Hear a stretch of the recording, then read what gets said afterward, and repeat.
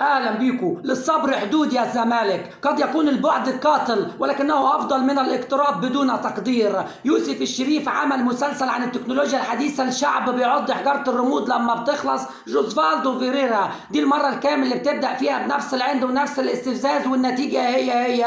وعندك نقطتين كمان بسبب العند، لعيبة متخاذلة. ده ما يمنعش ان انت تبدأ صح من البداية وتعمل اللي عليك. بطل الدوري في اخر موسمين وحامل اللقب 2 بونت فقط في اخر 3 ماتشات من اخر 9 بونت. يرضي مين؟ عايز تنافس على الدوري ازاي؟ عمر السيسي من اول الماتش لحد الدقيقه 75 بيخرب في نص الملعب، وجوده ضرر على الفرقه وكل تمريراته خطا، وبيلعب 75 دقيقه كامله في الماتش. يرضي مين ده كمان؟ ومنزل سامسون على اساس ان هو المنقذ، ما يعرفش اساسا الكوره مدوره ولا مربعه. لعيبه ما فيش لاعب فيهم ذكر مقدر قيمه التيشيرت.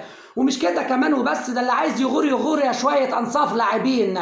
أسوأ موسم تعاقدات، أسوأ صفقات، ما فيش تدعيمات في يناير. انت فين يا امير؟